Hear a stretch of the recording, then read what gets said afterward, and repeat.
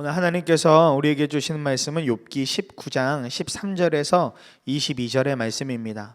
욥기 19장 13절에서 22절의 말씀, 저와 여러분들이 한 절씩 교독해서 읽도록 하겠습니다. 그가 내 가족을 내게서 멀리 떠나가게 하시니 나를 아는 이들마다 낯선 사람이 되어버렸다. 친척들도 나를 버렸으며 가까운 친구들도 나를 잊었다. 내 집에 머무르는 나그네와 내 여종들까지도 나를 낯선 사람으로 대하니 그들의 눈에 나는 완전히 낯선 사람이 되고 말았다. 종을 불러도 대답조차 안 하니 내가 그에게 애걸하는 신세가 되었고, 아내조차 내가 살아 숨쉬는 것을 싫어하고 친형제들도 나를 역겨워한다. 어린 것들까지도 나를 무시하며 내가 일어나기만 하면 나를 구박한다. 친한 친구도 모두 나를 꺼리며 내가 사랑하던 이들도 내게서 등을 돌린다.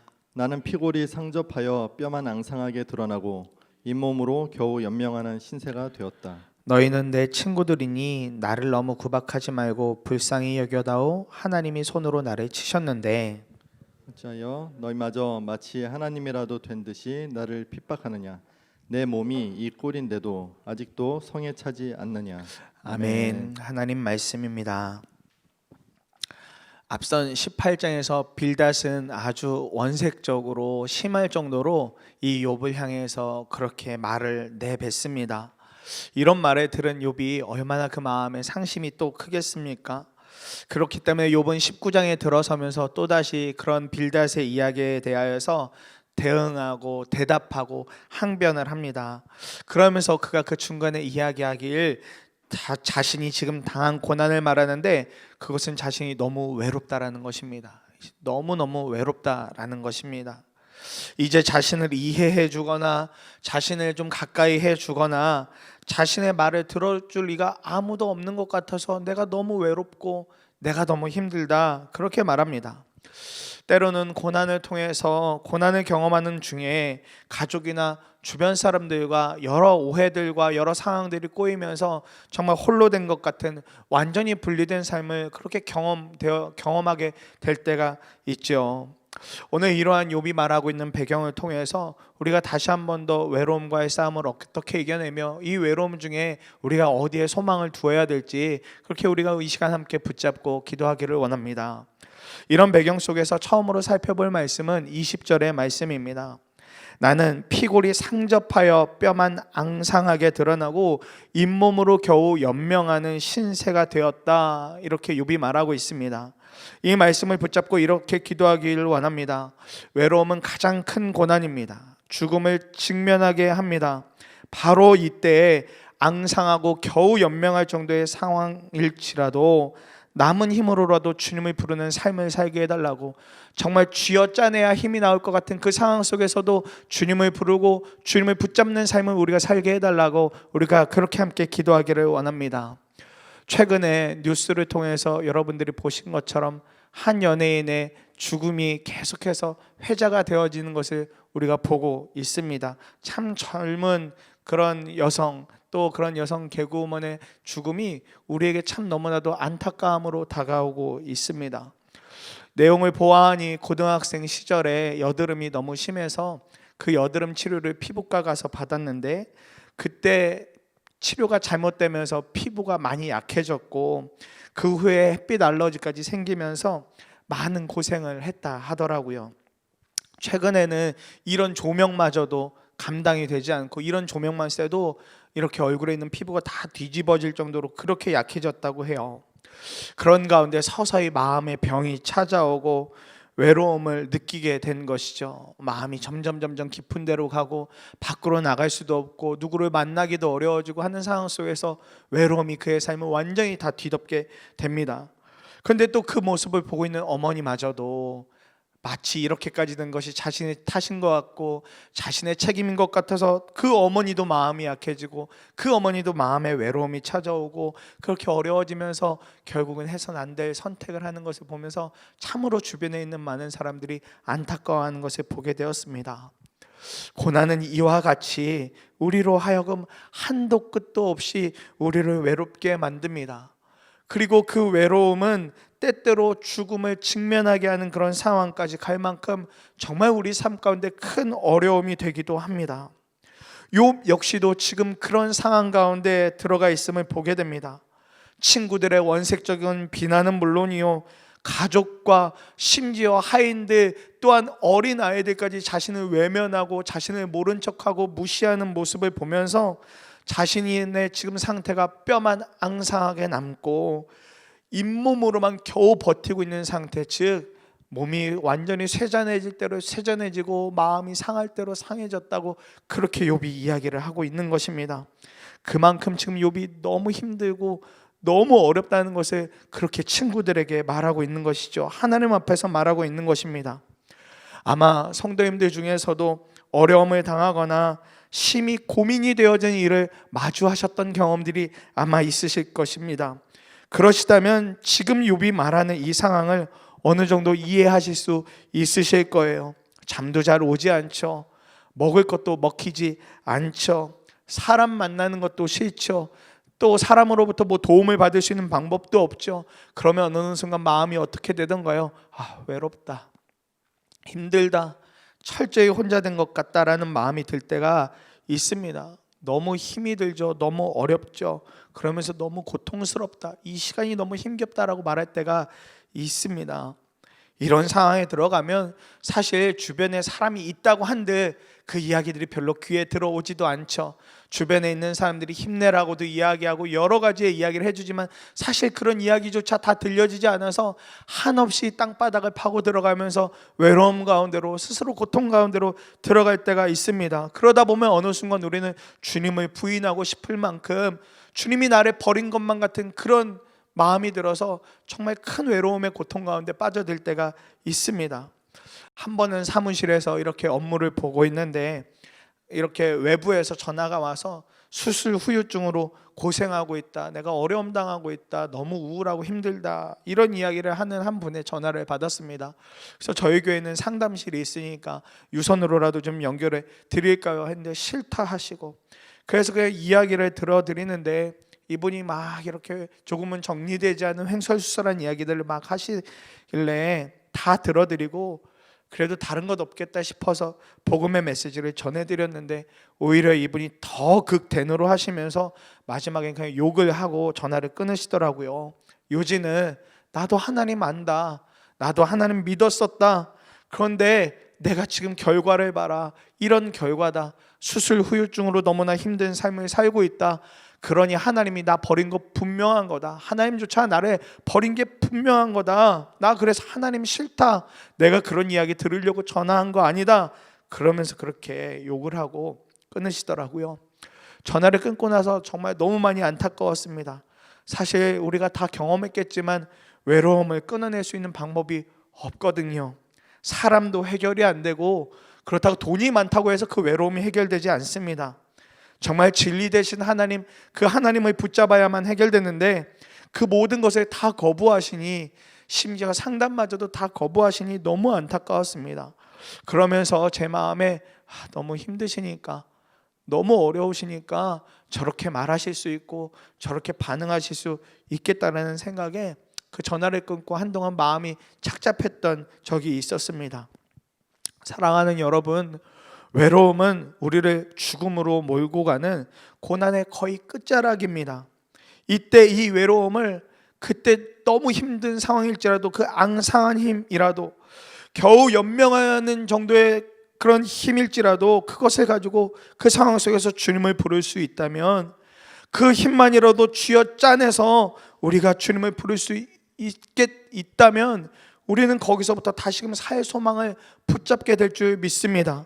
왜냐하면 주님의 이름은 능력이며 주님의 이름은 소망이며 주님의 이름은 힘이기 때문입니다.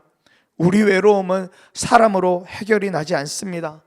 환경이 다 변한다고 해서 그 외로움이 다 해결되어지는 것도 아닙니다. 그저 우리 안에 함께 계시는 주님을 부를 수 있고 그 주님이 진짜 믿어질 때 외롭지 않음을 우리는 비로소 누리게 되어지는 것입니다. 오늘 사랑하는 성도님들의 삶 가운데 혹 자녀의 진로나 자녀의 연약함으로, 또 사업과 가정의 재정 문제로, 또 여러 주변의 사람들과의 갈등으로, 특히 가족이 아픈 것으로 인하여 너무 힘들고 속이 다 타들어가서 이젠 정말 앙상한 힘만, 겨우 연명한 힘으로만 버티는 성도님들이 계시다면 그 마지막 남은 힘으로 주님을 부르게 해달라고, 그 남은 힘으로 주님만 꽉 붙잡게 해달라고 그렇게 기도하는 이 아침이 되어지기를 간절한 마음으로 소망합니다. 그러면서 더 살펴보고 싶은 말씀이 20절과 21절의 말씀입니다. 너희는 내 친구들이니 나를 너무 구박하지 말고 나를 불쌍히 여겨다오. 하나님이 나를 치셨는데 어찌하여 너희마저 마치 하나님이라도 된 듯이 나를 핍박하느냐? 내 몸이 이 꼴인데도 아직도 성에 차지 않느냐? 욥이 이렇게 말을 하고 있습니다. 이 말씀 붙잡고 이렇게 기도하기 원합니다. 주님, 이제는 자존심이 아니라 진실한 도움을 요청할 수 있는 용기가 우리 삶 가운데 있게 해달라고, 진실한 도움을 요청할 수 있는 용기가 우리 삶 가운데 있게 해달라고 그렇게 기도하길 원합니다. 여러분 많이 경험해 보셨겠지만 우리가 가지고 있는, 사람이 가지고 있는 가장 큰 연약함 중 하나는 자존심입니다. 자존심. 특히 논쟁을 벌이거나 싸움을 하게 되면 그 자존심이 뭐길래, 그 자존심이 대체 뭐길래 점점점 그 자존심이라는 거 높이다가 점점점 어려운 늪 가운데로 빠져들어가서 나오지 못하는 경우를 아마 한 번씩은 다들 경험해 보셨을 것입니다. 부부가 말다툼을 해도 그렇고, 친한 동료 또 친한 사람과 말다툼을 해도 그렇고, 우리 마음에는 절대로 지기 싫은 마음들이 다들 있죠. 논쟁이 되거나 싸움이 되면 지기 싫은 마음들이 있습니다. 지금 욥도 그와 같습니다. 그가 철저한 외로움으로 들어간 이유 중에는 물론 하나님이 지금 모든 상황들을 이끌고 가시는 그런 이유들도 있지만, 친구들의 말에 대하여 그가 하나하나 다 받아쳤죠. 다 항변하면서 절대 지기 싫은 마음으로 다 받아치면서 관계가 더 어그러진 부분도 너무도 분명합니다. 그러는 가운데 자신이 스스로 자존심이라는 늪, 어려움이라는 늪, 외로움이라는 늪 가운데로 들어간 것이죠. 그 가운데에는 지기 싫은 자존심, 자신은 죄가 없는데 내가 이런 어려움을 당할 필요가 없는데라고 여기는 그런 자존심들이 더욱더 상황을 어렵게 만든 것입니다. 우리는 자존심을 굽혀서 도움을 구하거나 용서를 구하면 그건 진 거야, 그건 이 상황 속에서 내가 진 거야, 실패한 거야 라고 그렇게 여기게 됩니다. 그래서 더더욱 그 자존심 굽히고 싶어 하지 않아 하죠. 제가 너무 부끄럽지만 전도사 시절에 이런 마음으로 사역을 했던 적이 있었습니다. 한 번은 전도사 사역을 할 때 어떤 행사를 해야 하는데 마음에 좀 맞지 않는 분과 일을 하게 되었습니다. 그러다가 그만 서로 마음 상하는 일이 있었습니다. 기억이 명확하지 않은 거 보니까 별로 중요한 본질적인 문제로 그렇게 마음이 상했던 건 아닌 것 같아요. 별것 아닌 일로 그렇게 서로 마음이 상했던 것 같습니다. 그런데 이놈의 자존심이 뭔지, 같이 해야 할 일은 많은데 자존심이 죽지 않으니까 그냥 도움 요청하지 않고 혼자 어떻게든 해보려고 아등바등 했습니다. 분명 같이 맡겨진 일이기 때문에 협업해야 하는 일들이 있음에도 말이죠. 그러니까 어느 순간 제 안에 그 사역을 마주하는 기쁨도 없고 그냥 힘만 들고 불평만 나오고 소위 말하는 번아웃이 되는 것을 경험했습니다. 힘이 들고 마음 한순간이 어느 순간 다 공허해지더라고요. 그래서 왜 이러나, 왜 이렇게 힘든가, 왜 이렇게 어려운가 하는데 답은 이미 제가 알고 있죠. 제가 알지만 애둘러서 그 답을 피하고 싶은 거죠. 제 마음에 지기 싫은 자존심, 지기 싫은 마음이 가득한 것을 보았습니다.